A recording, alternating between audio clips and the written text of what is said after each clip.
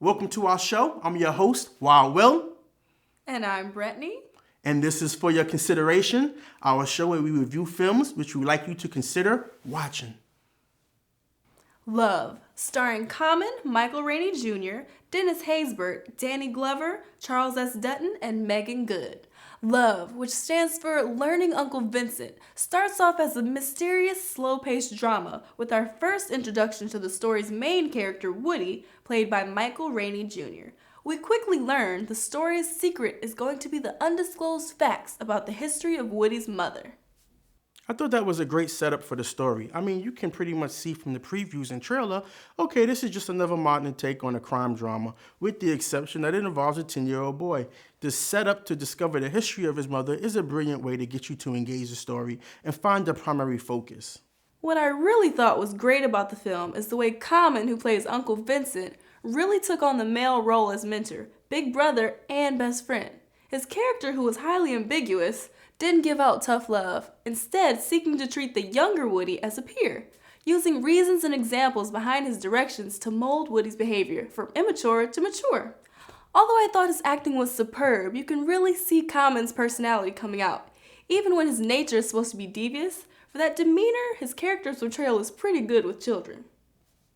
Yeah, okay, I get it. Every young man needs to learn how to be tough out here in these streets. Come on, I really don't know what to make of Carmen's character. Is he out to be toughening this boy up or just show him why he should stay in school? That's the part which confused me. Making the film solely about him and his dreams of entrepreneurship was just a cheap way to escape the reality of this character's background.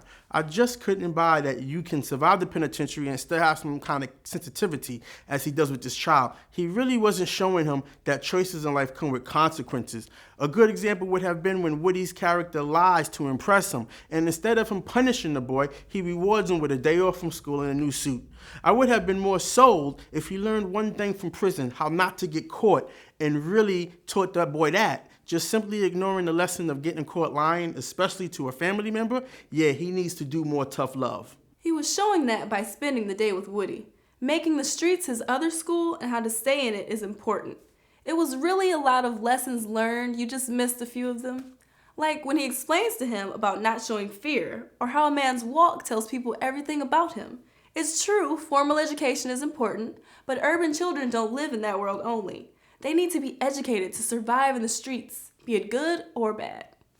What I felt I missed was more scene stealing from Danny Glover, Charles Dutton, and my man Dennis Haysbert, who were all terrific in their roles. I would have liked to see their parts in the whole story play out more. How it's obvious Mr. Fish, Dennis Haysbert, knows Woody's mother. What was his real role behind that involvement? Then there's the cameo by Megan Good, who appears to have a romantic past with Vincent, but that isn't really explained. So what I missed was damn good performances from some damn good actors. That's what I missed. Our next film takes you on a very intriguing mystery, The Tall Man, starring Jessica Biel, Jodelle Ferland, Stephen McHattie, is a French-Canadian mystery thriller. It takes place in a fictional mining town that has become impoverished and pretty much desolate for all who live there.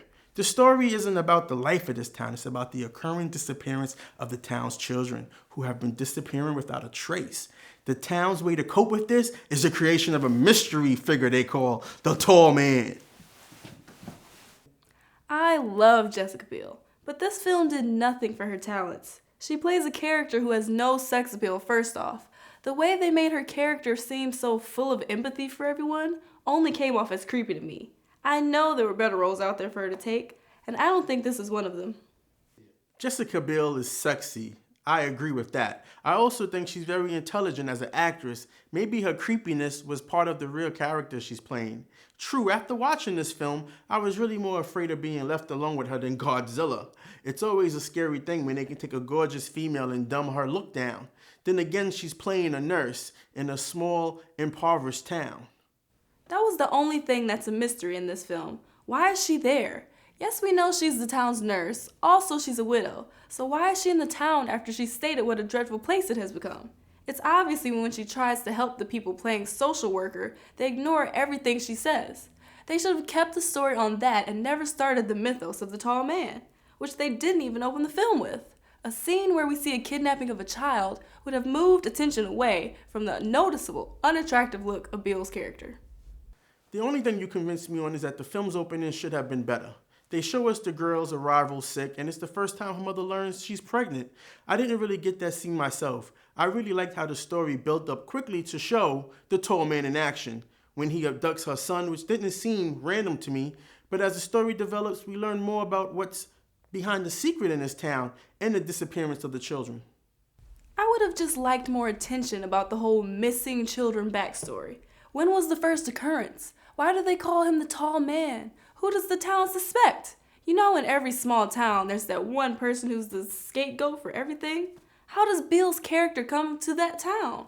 More information about how they got to this day, where suddenly all the secrets are revealed, would have been better for this film. The Last Fall, starring Lance Gross, Nicole Byer, Vanessa Bell Calloway. A professional football player starts a new chapter in his life where he's no longer able to play football.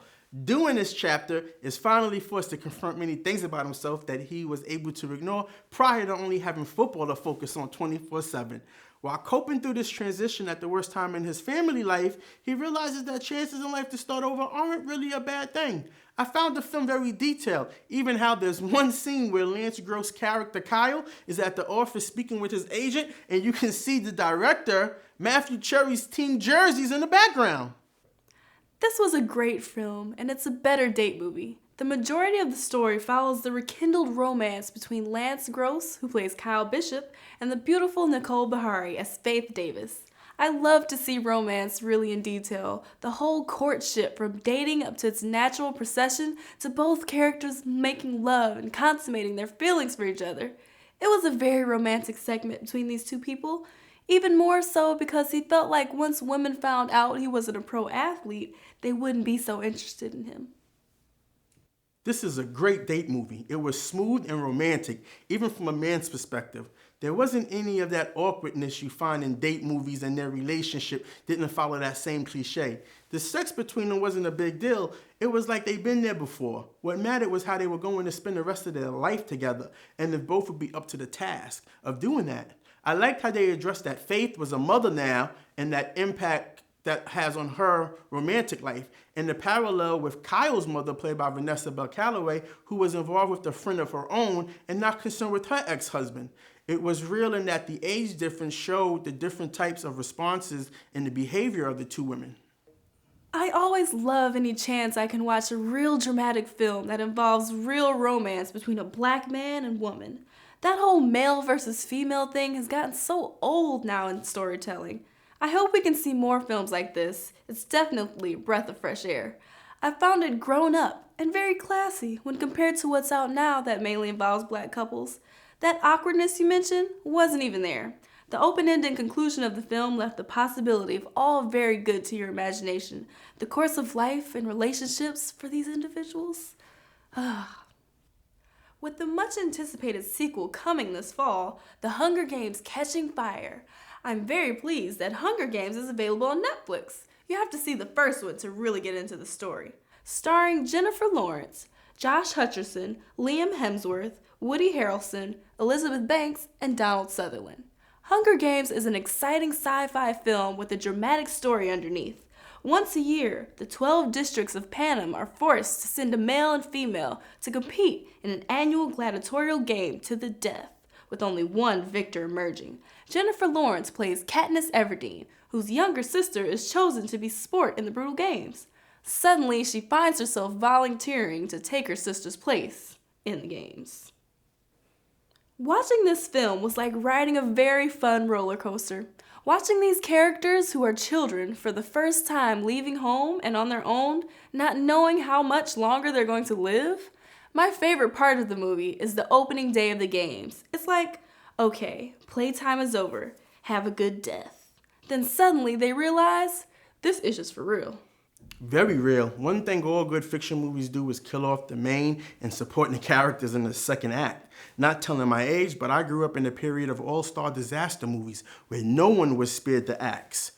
Even stars of your favorite films were given the axe. I think that's always better for film where death is a consequence to anyone, not just the main characters. Many times in this film, you just never know when Lauren's character is going to get it. It's unpredictable, and I like that. What fun is watching a movie that doesn't offer real danger to the main character, and you end up with another new main character? The Final Destination series was really good at that.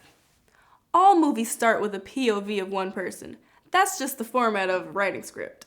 I agree. I like when I see any character is fair game of the story. That's when I can get right there with them and decide if I want to root for them or not. Normally, I wouldn't root for the type of character Lawrence is playing. She seemed desperate and not very smart. I did want to see how she kept her promise to her little sister about seeing her again. I really couldn't imagine if that was enough for her to turn brutal. The climax of the story answers that. No, that promise wasn't enough to make her kill. It wasn't. She doesn't actually kill anyone in the film. Mostly she just hides out and tried to keep from getting killed. I have to give it to her for not taking too long to uncover a solution that would not require her to put herself in harm's way. That's always a great survival skill. If Catching Fire is as good as The Hunger Games, I can't wait to see it. I don't expect more action, much more story, but again, there's that element of death for her character. That's exciting, if it happens or not. And so the films we consider, Love, we both consider Love. It's a new style in the coming-of-age stories in film. The Tall Man, we didn't both consider The Tall Man. It's a very intriguing story about a serious problem in our country, child abduction.